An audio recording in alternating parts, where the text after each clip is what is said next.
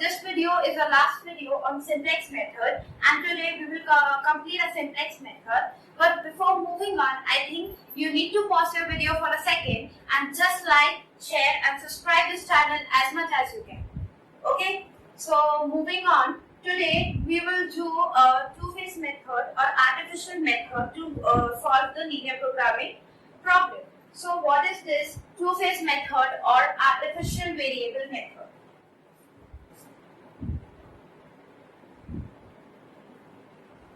Two-phase method or artificial variable method.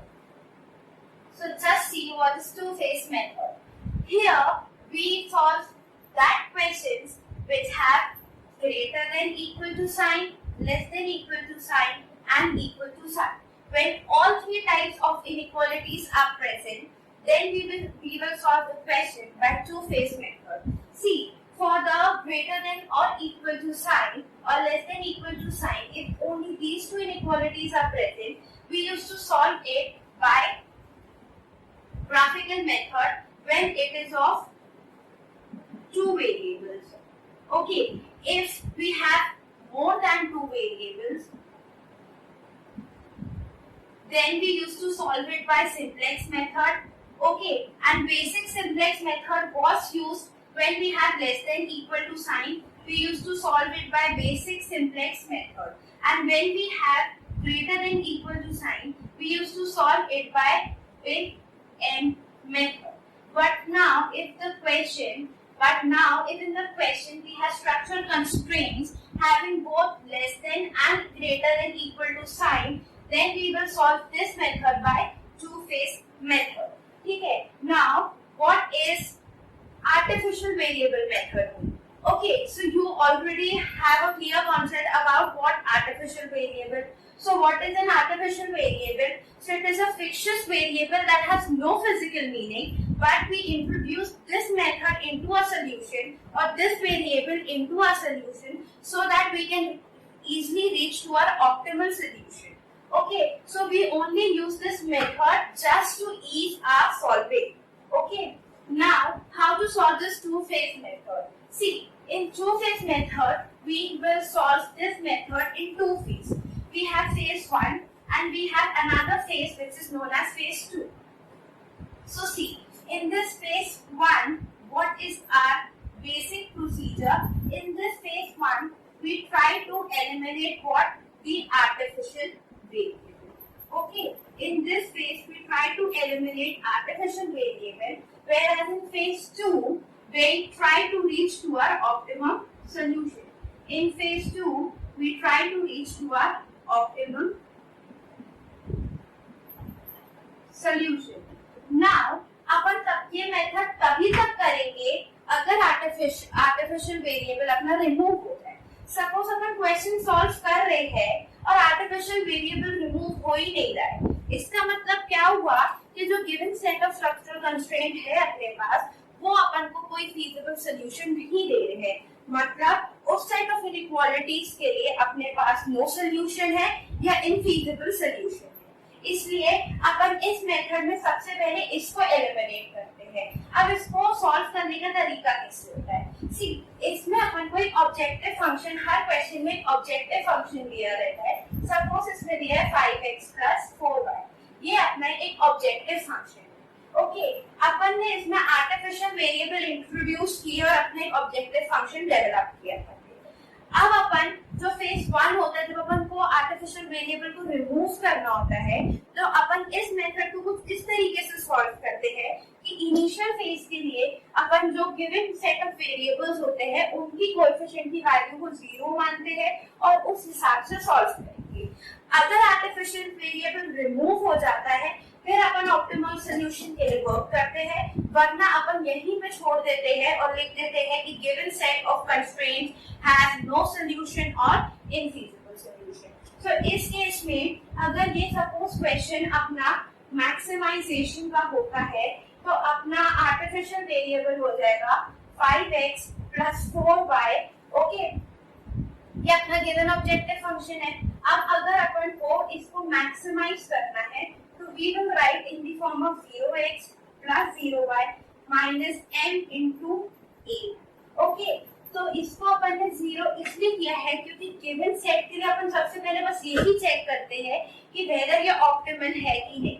अगर इसमें artificial variable अगर नॉन बेसिक पोजीशन में चले जाता है और अपने करंट सॉल्यूशन को छोड़ देता है, इसका मतलब ये होता है कि ये जो गिवन सेट ऑफ कंस्ट्रेंट होंगे उसका एक फीजिबल सॉल्यूशन है और उस फीजिबल सॉल्यूशन के लिए फिर अपन ऑप्टिमलिटी टेस्ट करेंगे और फिर अपन बेसिक चेक करेंगे। तो अगर मैक्सिमाइजेशन कर रहे हैं तो उसके लिए नेट इवैल्यूएशन रो अपनी आइदर 0 होनी चाहिए और नेगेटिव होनी चाहिए। अगर यही चीज मिनिमाइजेशन के लिए है तो अपनी नेट इवैल्यूएशन जो होनी चाहिए रो वो 0 होनी चाहिए या पॉजिटिव होनी चाहिए। अगर ये कंडीशन भी अचीव हो जाएगी तो अपन इसके लिए ऑप्टिमाइज z निकाल सकते हैं और उस तरीके से सॉल्व कर सकते हैं। सी, I don't think so this method is covered in any part where you have all other videos. You can even check there. This method is not used much, but sometimes ये paper में आता है and you need to solve this method. So this is the trick that I have told you to solve. I have shown you how to solve this, and you can further try your question. And if you have any doubt, you can just ask your doubts in the comments, and I will give you the correct procedure, and I will tell you everything if you have some doubt. Okay, now after this we are moving to the next section, that is how to solve degeneracy.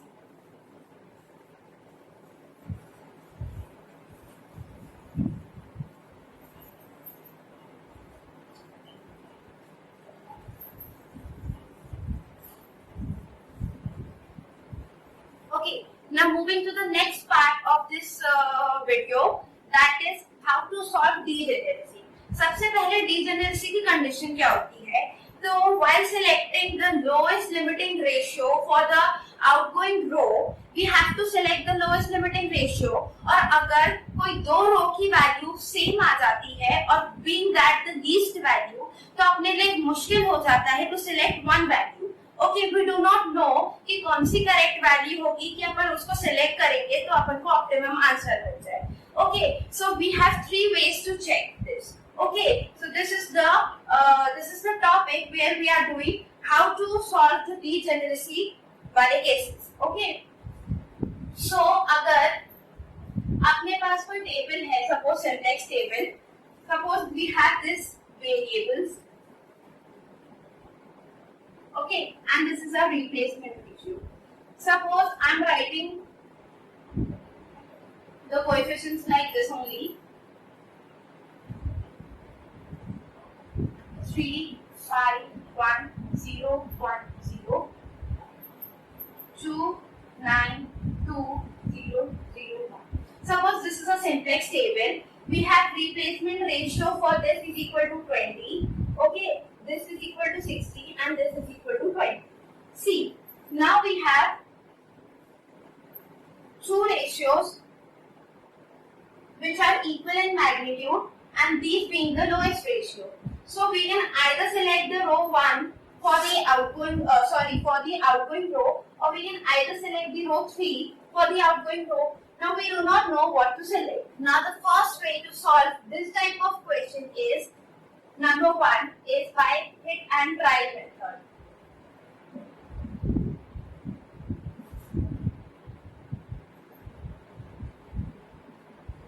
See, number 1 is by hit and try method. You can select any one row randomly, okay, and solve the method. Now suppose after many iteration process, you get the same table as you received in the first time, then this condition is known as cyclicity.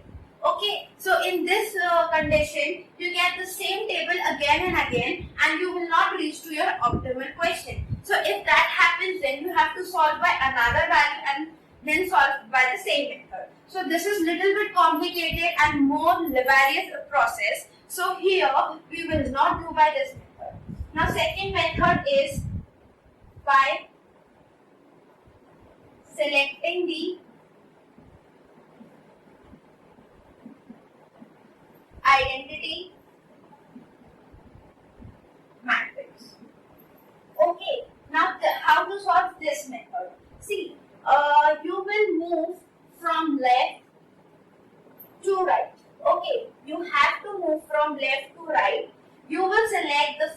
identity column while moving from the left. So here S1 is the first identity column when you move from left.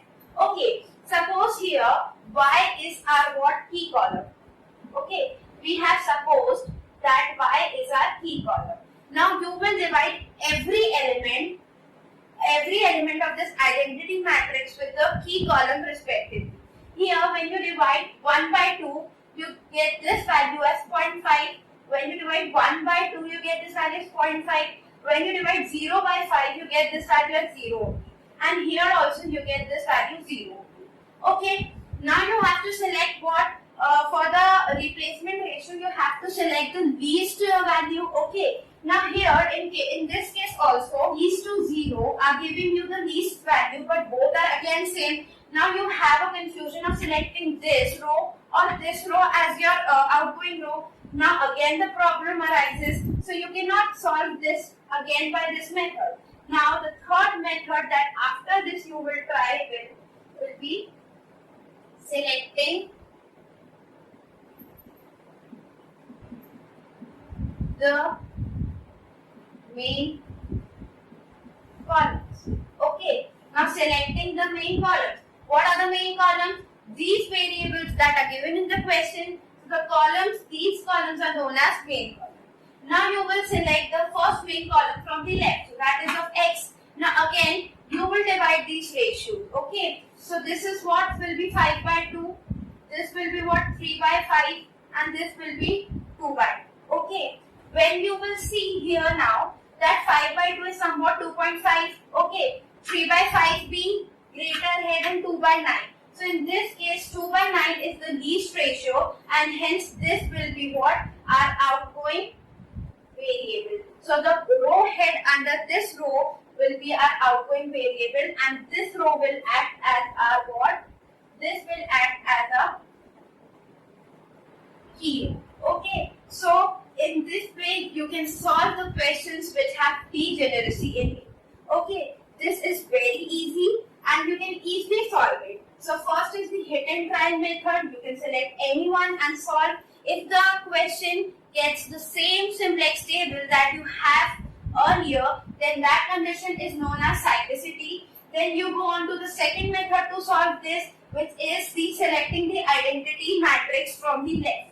So you will select the first identity matrix. Suppose the ratios are unequal, then you will select the least ratio and you will solve with the same method that you have already learned before. Okay, suppose here also you have the same case, like this ratios are again equal, you cannot solve again. So you will start with the another technique, which is what? Selecting the main column. So here you will select the main column and you will divide every element by the key column element, and you will check the ratios. If the ratios are unequal, you will select the least ratio and you will solve accordingly. So in this way you can remove the degeneracy method. Okay. Now coming on to the last section of this video, that is the concept of duality. Okay.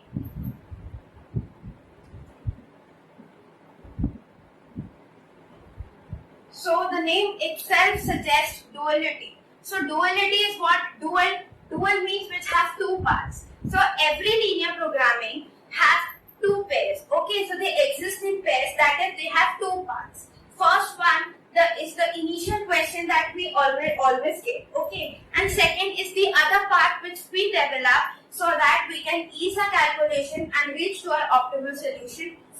So how we solve this question and what is the purpose of this part, we will understand now. Okay. So what is duality? So see, every maximization question that we have solved till now in the linear programming, or you have seen many questions. Okay. Now each maximization question has a minimization question as its pair. So they always exist in pairs. Okay. Every maximization question will have its minimization pair, and every minimization pair will have its maximization pair. Now this is so confusing. Now what is this? See, when we have got a question, initial question is of maximization. Suppose we have got a question. Now it's very complicated and it's have very difficult calculations, and it is little bit confusing. So you can solve this question by minimization technique, and you can convert the entire question of maximization into minimization.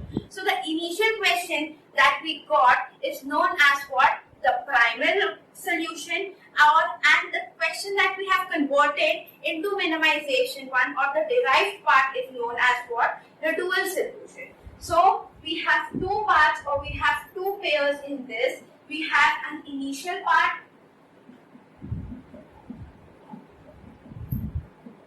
which is known as the primal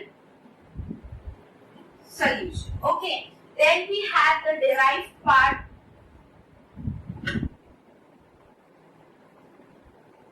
which is known as what? The dual solution. Okay. So we'll consider an example, and then we will understand then that what it is. And how we will convert it into from one part to another part.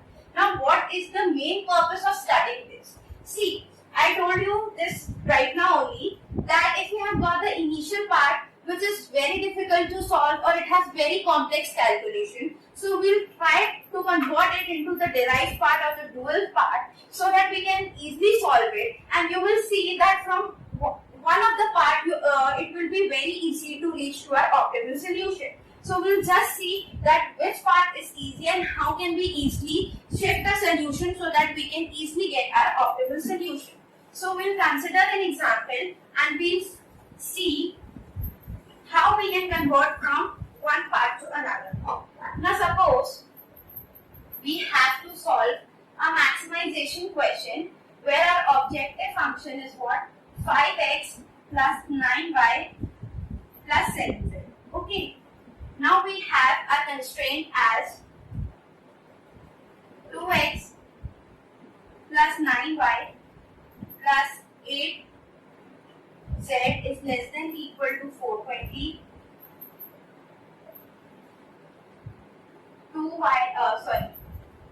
2x plus 0y plus z is less than equal to 160. 5x plus 2y plus 7z is less than equal to 60. Now this is our constraints, this is our objective function. Okay, and we have, it is given that x, y and z are greater than equal to 0. Now understand the concept. See, in the given question, the question is of maximization.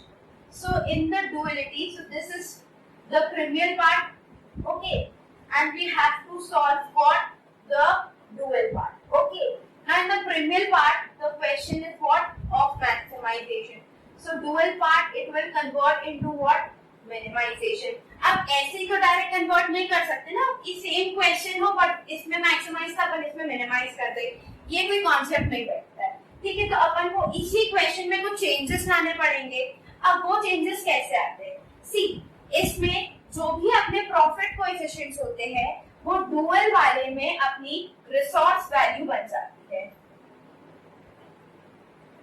Resource value बन जाती है. जो भी अपने profit coefficients होते हैं वो अपनी रिसोर्स वैल्यू बन जाती है. मतलब इस केस जब अपन डुअल पार्ट बनाएंगे तो अपना 420x plus 160y plus 60z जो होगा वो अपना ऑब्जेक्टिव फंक्शन बन जाएगा. जो अपनी कॉस्ट वैल्यू होती है वो रिसोर्स वैल्यू बन जाती है, और जो रिसोर्स वैल्यू होती है वो उसकी प्रॉफिट कोएफिशिएंट बन जाता है. तो ये इंटरचेंज हो जाएंगे, या अपन ये भी बोल सकते हैं कि bi अपना ci बन जाएगा. Is it easy? तो इस केस में ये वाली जो वैल्यूज होगी वो जब इसके रिस्पेक्टिव वेरिएबल से मल्टीप्लाई होगी तो अपन को ऑब्जेक्टिव फंक्शन मिल जाएगा. ठीक है, और इस केस में क्या होगा कि ये जो वैल्यूज की प्रॉफिट कोएफिशिएंट वो अपनी क्या बन जाएगी? वो अपनी रिसोर्स वैल्यू बन जाएगी. ओके, नाउ इसमें जो इक्वेशंस होगी वो भी तो बदलनी पड़ेगी ना. डायरेक्ट इक्वेशंस ऐसी तो नहीं लिख सकते अपन. तो इसमें क्या होता है कि अपन ने एक कॉन्सेप्ट सुना है मैथ्स में, दैट इज व्हाट ट्रांसपोज। तो इसमें क्या होता है कि रोज और कॉलम्स इंटरचेंज हो जाते हैं, ठीक है। तो सिमिलरली इसमें भी जो होगा, रोज जो होगी वो कॉलम्स बन जाएंगे और जो कॉलम्स होंगे वो रोज बन जाएंगे, ठीक है। ये सेम इंटरचेंज अपन इसमें भी करेंगे, ठीक है। और एक लास्ट चीज जो अपन बदलते हैं कि मैक्सिमाइजेशन में हमेशा less than equal to sign होता है और मिनिमाइजेशन में ये साइन बदल के ग्रेटर देन इक्वल टू हो जाता है। तो मतलब अगर लेस देन साइन है अपने इक्वेशंस में, तो यहाँ पे ग्रेटर देन साइन हो जाएगा। तो अगर अपन इसको अब कन्वर्ट करते हैं तो अपन कैसे करेंगे, सी ये मैं मिनिमाइजेशन की अपन आ रही हूँ, जो कि डुअल कॉन्सेप्ट होगा अपना इसका। तो मिनिमाइजेशन में जो ऑब्जेक्टिव फंक्शन होगा वो कहाँ से आएगा, ये प्रॉफिट कोएफिशिएंट से प्रॉफिट कोएफिशिएंट रिसोर्स वैल्यू से बदल जाएंगे। So this will be 420x plus 160y plus 60z. Is it clear? Now we will change what? We will interchange the row by column. ये अपनी रो है 2, 9 और 8. ये अपनी क्या है रो 2, 0, 1, रो 5, 2, 7 रो है। अपन इसको कॉलम बना देंगे अब। So here 2x plus 2y plus 5z is greater than equal to 5. So here this less than sign is converted into greater than. Okay. Now, second equation will be 9x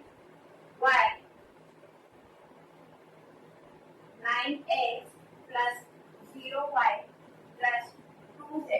This will be greater than equal to 9. And the last equation will be 8x plus 1y plus 7z. This will be greater than equal to 7.